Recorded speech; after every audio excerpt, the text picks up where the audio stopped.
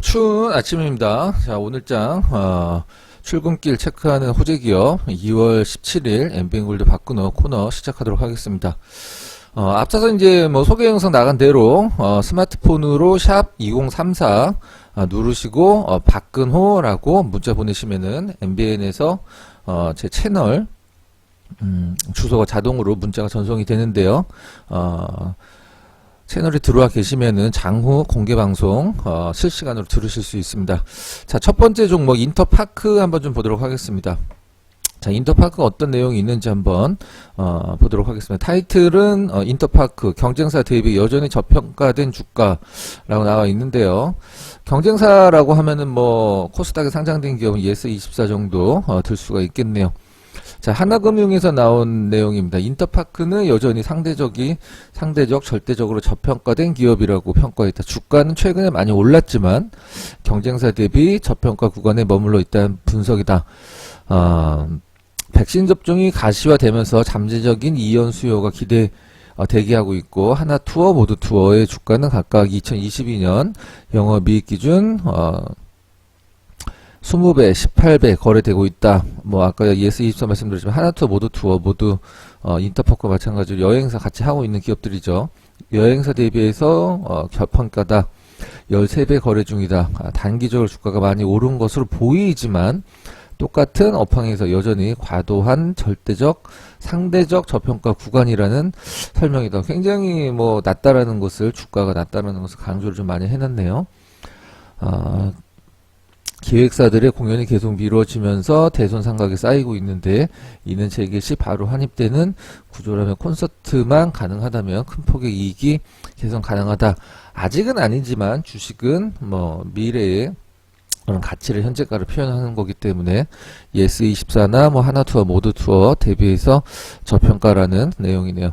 뭐 설명이 나왔듯이 최근의 주가 흐름은 굉장히 단기적으로 부담스럽긴 합니다만은 가격적으로 2,300원서부터 5,100원까지 배 이상 올랐기 때문에 부담스럽지만 경쟁 기업들 대비해서 굉장히 저평가다. 그럼 주봉으로 한번 좀 봐줘야 되겠죠.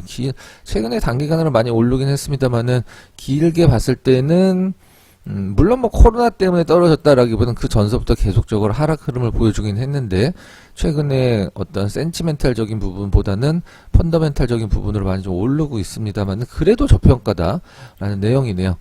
자, 뭐 정리를 하면 단기적으로 많이 오른 주가는 굉장히 부담스럽지만 포스트 코로나를 생각을 했을 때는 경쟁사 대비 좀 싼 부분이다.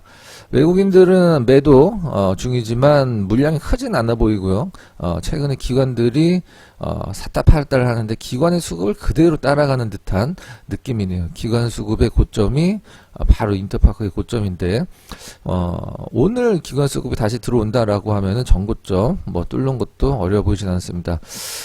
인터파크 상대적인 저평가다라는 내용 한번 체크를 해 보시기 바랍니다. 자, 두 번째 종목 황금 ST 한번 보도록 하겠습니다. 황금 ST 니켈 관련주라고 보시면 될 것 같죠. 어제 구리 관련주들 뭐 풍산이라든가 아니면 뭐 이구산업이라든가 이런 종목들, 이구산업은 상한가를 기록을 했는데, 구리 가격은 계속 올라가고 있습니다만 니켈은 오르다가 약간 주춤하긴 합니다만은 니켈 관련주들도 굉장히 좀 좋은 흐름 보여줄 가능성이 있습니다. 자, 내용 좀 한번 좀 잠깐 보도록 할게요. 황금 ST의 뭐 오늘 나온 내용이라기보다는 기업적인 내용을 한번 좀 살펴보도록 하겠습니다. 자, 일단 매출은 한 2,500억 정도 나오는 기업이고, 영업이익은 2018년도에 240억 기준, 재작년에 190억, 작년에도 뭐 4분기 시즌에 완전 헛발질만 하지 않았으면은 뭐 작년도와 비슷한, 재작년도와 비슷한 부분을 보시면 될 것 같고요. 자동차 산업과도 관련이 굉장히 크고요. 뭐 여러가지 철강, 비철금속, 철강, 그 다음에 2차 전지, 지금 일진 머트리얼즈와 같은 분리막을 만들려고 굉장히 노력을 많이 하고 있는 UST, 지금 코스닥에도 상장되어 있죠. 그 다음에 교량 설계 시공업체 인터컨스텍, 뭐 철강 소재 관련된 주은테크 종속기업으로 보유하고 있다. 지분 관계가 굉장히 좀 여러 가지 엮여 있는 기업인데요. 뭐 이산 네트워크스, 방금 얘기 나왔던 인터컨스텍, UST가 분리막 계속적으로 만들려고 하고 있는데, 실질적으로 이제 테스트 과정에서 성과가 좀 안 나오고 있긴 합니다만, UST가 코스닥 상장돼 있죠. 분리막 성공하면, 물론 뭐 전고체 배터리가 차세대 배터리를 굉장히 많이 떠오르고 있지만 당장의 문제는 아니고 2025년 내에 얘기가 나오고 있는데, 아무튼 뭐 나쁘지 않은 상황입니다. 제가 봤을 때는 자산 가치만 봤을 때는 자본이 약 3천억에 좀 가깝고요. 부채 뭐 그렇게 크다라고 생각되지는 않습니다. 전체 자산은 4,600억에 현재 시가총액 1,282억 원이면은 뭐 중장기 투자로도 나쁘지 않은 상황으로 좀 보여지네요. 수급은 어제 한 6% 정도 올랐는데 외국인들이 상당히 타이트하게 매수를 좀 해줬습니다. 자, 황금 ST, 니켈 관련주를 한번 보고요. 니켈 차트 한번 잠깐 보도록 하겠습니다. 선물 차트로 한번 잠깐 보도록 할게요. 자, 니켈 어제 뭐 밤사이 타이트하게 좀 잘 올랐네요. 오늘 황금 ST 어제 외국인들 수급도 굉장히 좀 좋았고 자산 대비해서 굉장히 저평가 종목이다. 수급도 좀 개선이 돼 나가고 있다. 이렇게 보시면 될 것 같아요. 자, 니켈 관련주로 황금 ST 말씀을 드렸습니다. 차트도 굉장히 좋아 보입니다. 자, 세 번째 종목 대양전기공업 보도록 하겠습니다. 오늘 아침에 유난히 호재가 직접적으로 찍어서 나온 기업들이 별로 없기 때문에 좀 주목을 해봐야 될 종목군들 위주로 제가 개인적으로 좀 선택을 해서 좀 말씀드리고 있는데요. 최근에 뭐 자동차 반도체 뭐 이런 것들이 굉장히 풍기 현상이다 얘기가 나오고 있는데 대양전기공업은 실질적으로 이제 자동차 부품 쪽에서 MEMS MEMS 센서를 생산하는 기업이라고 보시면 될 것 같은데 굉장히 좀 주목을 해봐도 될 만한 종목입니다. 굉장히 좀 좋은 기업이긴 한데 최근에 주가 흐름은 굉장히 좀 타이트한 구간들이 몇 개 좀 나와서 약간 좀 부담스럽긴 합니다만 자리를 굉장히 좀 잘 잡아 나가고 있는 상황이죠. 대양전기공업 보면 이게 굉장히 탄탄한 기업이거든요. 그러니까 아주 섹시하진 않아도 얘는 뭐 정말 탄탄한 기업이다 요런 느낌, 안정된 기업이다. 한 1,300억 내외 매출과 100억 넘는 영업이익을 좀 기록을 하고 있는 상황인데요. 작년 원기 기준으로 150억 정도 본다라고 하면 시가총액 1,700억은 부담이 뭐 별로 없는 구간이고요.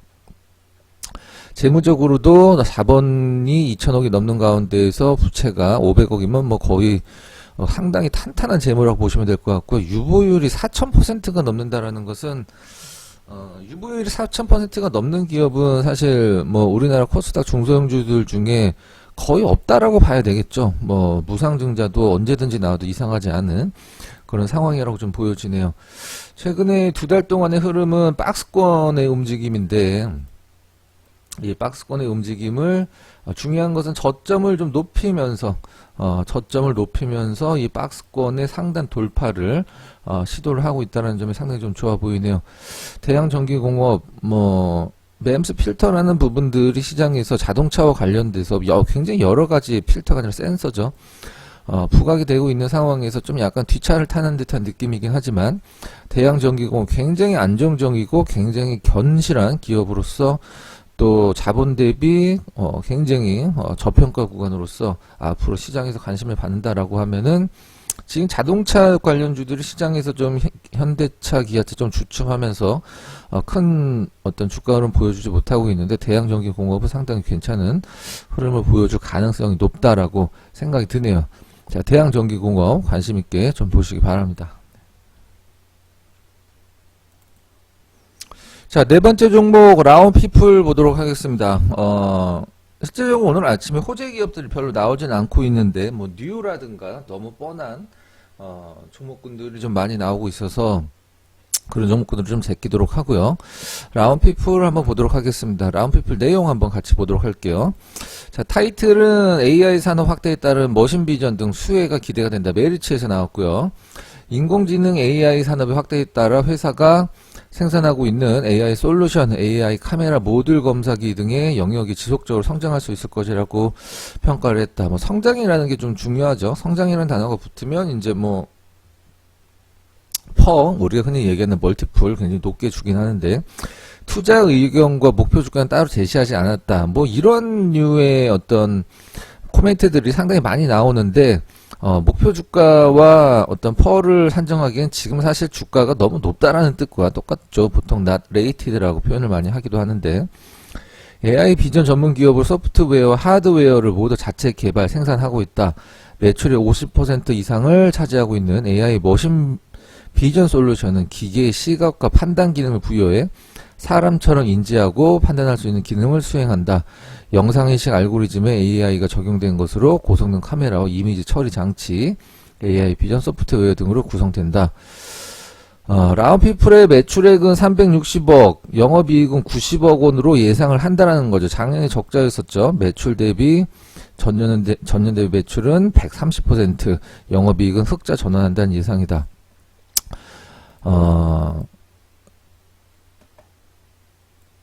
18년도에 200억, 재작년에 300억, 그 다음에 작년에는 뭐, 굉장히 실적이 좀 안 좋았는데, 적자였었죠. 아직 온기까지는 뭐 아니지만, 올해 흑자 전환한다는 예상인데, 시가총액이 2,800억, 거의 3,000억에 가까운데, 굉장히 부담스러운, 뭐, 사실, 실적만 본다라고 하면, 그렇다라고 하면 뭐, 바이오 기업은 우리나라 손도 못 대긴 하는데, 수급이 굉장히 좀 좋죠. 기관들이 최근에 꾸준히 매수세를 보여주고 외국인들은 매수했다가 살짝 매도가 나오긴 했습니다만은 수급이 굉장히 좋고 거래량도 뭐 나름대로 3만원에 조금 못 미치는 가격대 치고는 뭐 나쁘지 않은 거래량입니다. 좀 약간 비싸긴 하지만 뭐 AI와 관련돼서 미래 성장성을 부여한다라고 하면은 뭐 한번 지켜볼 만한 기업으로 생각이 듭니다. 근데 매출액과 영업이익이 너무 좀 작기 때문에 이런 기업들 한번 물리면 좀 약간 시간이 좀 오래 걸리는 특성이 있습니다. 하여튼 뭐 목표 주가를 제시하지 않은 것은 우리가 보통 증권사에 목표 주가 제시하면 매출과 영업이익 대비해서 예전에 얼마였는데 주가가 얼마였다. 이런 것과 뭐 올해 얼마 정도 좋아질 것이다 라고 해서 목표 주가 타겟 프라이스가 나오는 건데, 뭐 바이오도 사실 목표 주가를 거의 제시를 하진 않죠. 라운피플도 실적은 안 나오지만 미래 성장성이 올해 좋다라는 내용이네요. 라운피플까지 한번 살펴봤습니다. 자, 말씀드린 대로 스마트폰에서 샵 2034 누르시고 메시지 보내기 선택 후에 바꾸는 누르시면은 채널로 들어오셔서 영상도 바로 보실 수 있고요. 장후 공개 방송도 차분히 실시간으로 참여를 하실 수가 있습니다. 자, 오늘 인터파크, 황금 ST, 대양전기공업, 라운피플 전달을 해드렸습니다. 오늘 특별히 호재성 나온 기업들, 뭐 뻔한 기업들밖에 없기 때문에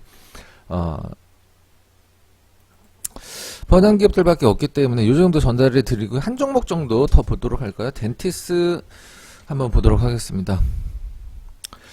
굉장히 초바닥권에 있는 기업이고 신생기업이기 때문에 아직 뭐 바닥권에서 특별한 움직임은 없긴 합니다만은 어제 거래량이 굉장히 뭐 나름대로 조금 좀 나왔죠. 1,000원짜리 기업이기 때문에 뭐 거래량 100만 주가 이렇게 특별하다고 생각되진 않지만 내용 한번 간단히 살펴보도록 하겠습니다. 덴티스 최근에 그 치과 관련주들도 상당히 좀 뭐 바텍이라든가 아니면은 뭐 바텍의 어떤 그 작은 버전이라고 할 수 있는 뭐 디알텍, 그 다음에 오스템 임플란트, 뭐 이런 기업들 주가 흐름이 상당히 좀 타이트한데 바닥권에 있는 기업들, 뭐 오스템 임플란트보다는 난 좀 작지만 좀 타이트하게 움직일 수 있는 기업이 좋다라고 생각하시는 분들도 있거든요. 자, 덴탈 임플란트 및 덴탈 장비, 치과 장비 전문 기업인 덴티스에 대해 본업 반등과 투명 교정 신사업 진출을 발판으로 뭐 요즘에 이 교정할 때 예전처럼 쇠 줄로 이렇게 하는 게 아니라 이제 그 투명한 어떤 그 깍 같은 걸 끼고 다니는 그런 치료법이 상당히 좀 유행이죠. 연간 최대 실적을 낼 것으로 전망하며 투자 매력도가 높다라고 평가했다. 국내 임플란트 상장 업체 대비 저평가 상태다.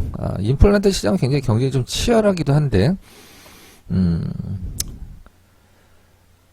지난해 매출 460억, 영업 적자 120억 원으로 전망했다. 전년 대비 매출액은 24% 영업이익 적자 전환이다. 19년도 대비해서 2000년도 실적을 얘기를 하는 거죠. 덴티스는 국내외 신규 거래처 확보 및 이연 수요 효과로 올해 호실적이 예상이 된다.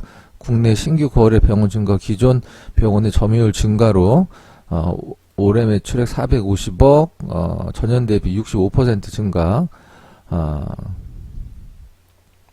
달성할 것으로 전망을 한다라고 나와 있네요.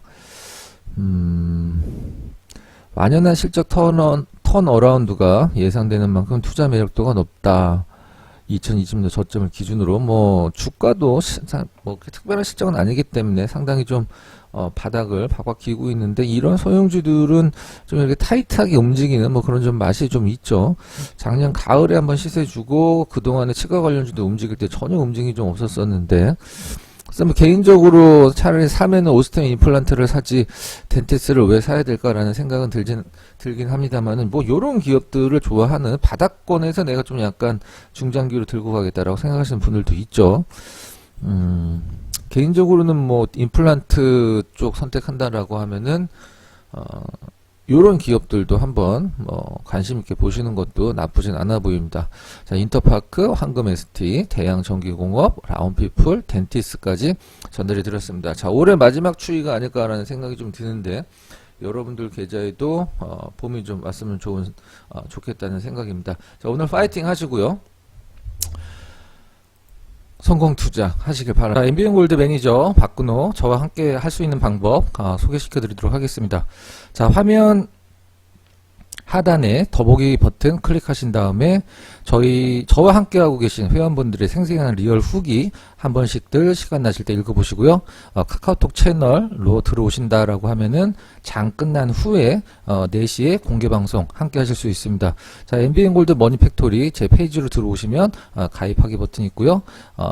MBN 매일경제 회원가입 문의는 공식 전화번호 1588-0648로 해주시면 될 것 같습니다.